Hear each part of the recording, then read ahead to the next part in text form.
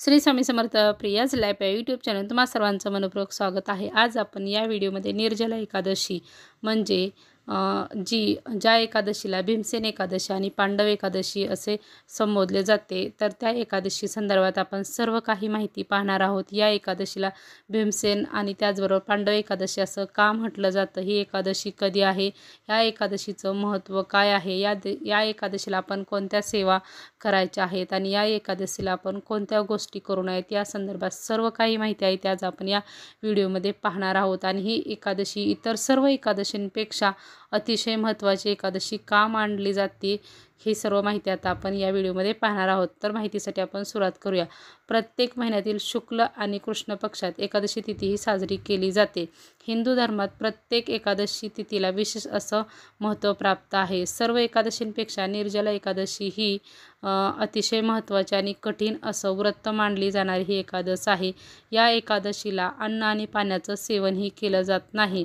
इतर एकादशीला अन्न आणि पाण्याचं सेवन आहे ते केलं जातं। तर ज्येष्ठ महिन्यातील शुक्ल पक्षातील एकादशी तिथीला निर्जला एकादशी व्रत हे केलं जातं। ही एकादशी भगवान विष्णूंच्या एका अवतारांपैकी आहे। आत्ता यावर्षी म्हणजेच आत्ता ही निर्जला एकादशी आलेली आहे, ती 18 जून या दिवशी ही एकादशी आलेली आहे। या दिवशी आपल्याला ही एकादशीचं व्रत आहे ते आपल्याला म्हणजे ह्या एकादशीचा उपवास आहे ते व्रत आहे या दिवशी आपल्याला करायचं आहे। एकादशीला भीमसेन एकादशी असं का म्हटलं जातं, तर ते आता आपण पाहूया। भीमसेन एकादशी म्हणजे जे 5 पांडव आहेत त्यामधील त्यांचा एक बंधू, म्हणजेच आपण त्यांना भीम म्हणून असं ओळखतो, ते भीमसेन। तर हे जे भीमसेन आहेत ह्यांचं मन खूप अतिशय विचलित होत होतं। मनामधून आतून त्यांना अशांतता वाटत होते। मनामध्ये कुठंतरी असं अशांतता अविचलित असं त्यांना होत होतं। तेव्हा त्यांनी आणि त्यांना असंही वाटत होतं की त्यांच्या मोक्षासंदर्भात, की आपल्याला मृत्यूनंतर मोक्षप्राप्ती होईल का, या संदर्भात संभ्रम आहे तो त्यांच्या मनामध्ये निर्माण झालेला होता। तेव्हा ते व्यासमुनींच्याकडे गेले आणि व्यासमुनींच्याकडे गेल्यानंतर त्यांनी व्यासमुनींना या सर्व त्यांच्या मनात चालणाऱ्या सर्व गोष्टी आहेत त्यांनी त्यांना सर्व सांगितलं। तेव्हा व्यासमुनींनी त्यांना एक अतिशय महत्त्वाचं असं हे व्रत आहे ते सांगितलं। या व्रताने त्यांच्या मनामध्ये सर्व काही उथलपुथल जी चाललेली होती ती काही सर्व शांत होईल आणि त्यांना मोक्षप्राप्ती आहे तीही मिळेल। ही सर्व माहिती आहे ती निर्जला व्रताची त्यांनी सांगितली। तर त्यावेळेस प्रथमच म्हणजे पहिल्यांदाच निर्जला व्रत हे कोणी केलं असेल, तर ते भीमसेन यांनी हे निर्जला व्रत आहे ते सर्वात प्रथम आहे ते त्यांनी केलेलं आहे। तर हे निर्जला एकादशी हे व्रत केल्याने आपल्याला काय मिळतं, की मोक्षप्राप्ती आहे ते मिळते। आपल्या जीवनामध्ये कितीही कठीण अडचणी येऊ द्या, कितीही प्रॉब्लेम येऊ द्या, तर त्या सर्व अडचणी आहेत त्या दूर होतात। आपल्याला वर्षातून इतर एकादशीचं व्रत करणं नाही जमलं तरी आपण कमीत कमी ज्या वर्षातून येणाऱ्या 24 एकादशी आहेत त्या 24 एकादशीमधील ही जी एकादश आहे, ही जर आपण निर्जला एकादशी केली तर ह्या बाकीच्या 24 एकादशीचं जे फळ आहे ते आपल्याला नक्कीच मिळतं। एवढं हे पवित्र आणि एवढी ही कठीण अशी ही एकादश आहे आणि ही एवढी पवित्र अशी एकादश आहे आणि त्याचं हे जे फळ आहे ते आपल्याला मिळतं। ही कठीण एकादश का आहे का, तर या एकादशीला अन्न आणि पाणी हे वर्ज्य असतं। इतर एकादशीला अन्न म्हणजे जे आपलं फराळाचं जे पदार्थ आहेत किंवा फळं आहेत ते ग्रहण केलं जातं, पण या निर्जला एकादशीला पाणीही ग्रहण केलं जात नाही। एवढं हे कडक हा उपवास असतो, म्हणून याला निर्जला एकादशी असं म्हटलं जातं। आणि हे भीमसेन यांनी केलेलं होतं।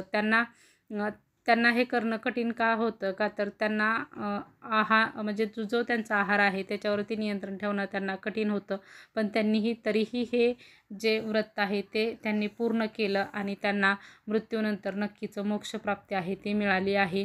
म्हणून या एकादशीला भीमसेन एकादशी असं म्हटलं जातं। तर या एकादशीला आपण काय करावं, या एकादशीला आपण भगवान विष्णू आणि माता लक्ष्मी यांचा जो मंत्र जप आहे, गायत्री मंत्र असू द्या किंवा बीज मंत्र, तुम्हाला जो कोणता येत असेल त्याचं आपल्याला दिवसभर आहे ते आपल्याला त्याचं जे पठण आहे ते मंत्रजप आहे तो आपल्याला बोलायचा आहे। तसेच या दिवशी आपल्याला जे भगवान विष्णूंचं सहस्त्रनामावली आहे याचंही आपल्याला श्रवण आहे, वाचन जरी नाही शक्य झालं तरी आपल्याला श्रवण नक्कीच करायचं आहे. त्याचबरोबर निर्जला एकादशीची जी कथा आहे ती जर तुम्हाला यूट्यूबवरती किंवा आपल्याला इंटरनेटवरती इतर कोणत्याही माध्यमातून जर आपल्याला ऐकणं जर शक्य झालं तर नक्कीच आपण ऐकावी. यातून आपल्याला सर्व काही माहिती आहे ते मिळेल. निर्जला एकादशी संदर्भात सर्व माहिती.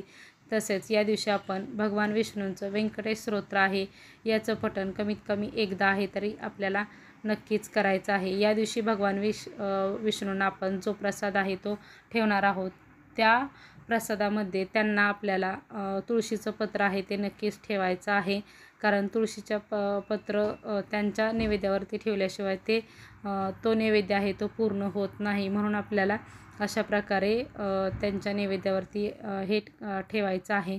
तर हे जे उपवासाचं निर्जला जे व्रत आहे ते आपण नक्कीच जर ज्यांना शक्य आहे तर त्यांनी हे नक्कीच करायचं आहे. तर या दिवशी कोणत्या गोष्टी करू नयेत.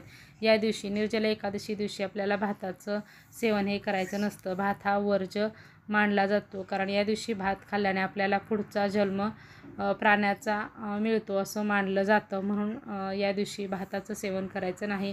आणि त्याचबरोबर या दिवशी तामसिक आहार कोणत्याही प्रकारचा कांदा, लसूण किंवा मांसाहार आपल्याला करायचा नाही.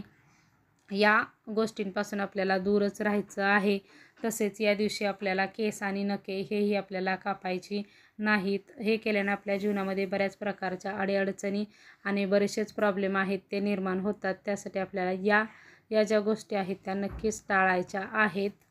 जर आपल्याजवळ जर पिंपळाचं झाड असेल तर त्या पिंपळाच्या झाडाखाली जाऊन आपल्याला नक्कीच दिवा आहे तो जाऊन प्रज्वलित आहे तो करायचा आहे आणि त्यांना आपल्याला प्रार्थना आहे ती करायची आहे. याने आपला जो गुरुग्रह आहे जो आपला जो गुरु आहे कुंडलीतला तो नक्कीच प्रबल आहे तो होतो आणि आपल्या सर्व पापांची म्हणजे जी काही पापं असतील आणि जी काही दुःख असेल ती सर्व काही नष्ट होतात आणि भगवान विष्णूंचा जो आपल्याला कृपाशीर्वाद आहे तो आपल्याला प्राप्त होतो आणि आपल्याला मोक्ष प्राप्तीही नक्कीच मिळण्यास आपल्याला मदत होते. त्यासाठी आपल्याला अशा प्रकारचं एकादशी दिवशी ह्या ज्या सर्व गोष्टी आहेत त्या करायच्या आहेत. आणि आपल्याकडे जर भगवान विष्णूंची मूर्ती जर नसेल तर आपल्या घरामध्ये जी बाळकृष्णांची जी मूर्ती आहे त्या मूर्तीवरती आपल्याला या दिवशी पंचामृताने अभिषेक आहे तो घालायचा आहे आणि त्यांची सेवा करायची आहे. आणि या दिवशी आपल्याला त्यांना कमीत कमी 11 वेळा ओम नमो भगवते वासुदेवाय नमः असे म्हणत आपण 11 जी तुळशीपत्र आहेत ती त्यांना अर्पण करायचे आहेत. पण ही जी तुळशीपत्र आहेत ते आपण आदल्या दिवशीच तोडून ठेवायची आहेत. कारण एकादशी दिवशी तुळशीची कोणतंही तुळशीपत्र तोडायचं नसतं. निर्जला एकादशी दिवशी आपण सूर्याला आहे ती अर्घ्य आहे ती आपल्याला नक्की द्यायची आहे. आपण जर अशा प्रकारे अर्घ्य जर दिली तर आपल्या हातून जलदान आहे ते नक्कीच होईल. म्हणजे पाण्याचं दान आहे ते नक्की होईल. आणि आपल्याला या दिवशी जर शक्य झालं तर भगवान विष्णूंना पिवळं खूप आवडतं म्हणून पिवळ्या वस्तू किंवा पिवळे मिठाईचे पदार्थ जर आपल्याला केळी फळे असं जर दान करणं शक्य झालं तर नक्कीच आपण या दिवशी दान करावं. याने आपल्याला नक्कीच पुण्य आहे ते मिळेल. कारण दानाला खूप असं जास्त प्रमाणात महत्त्व आहे आणि दान केल्यामुळे आपल्याला खूप मोठ्या प्रमाणात पुण्य आहे ते मिळतं. म्हणून आपण दान नक्कीच करावे. श्री स्वामी समर्थ.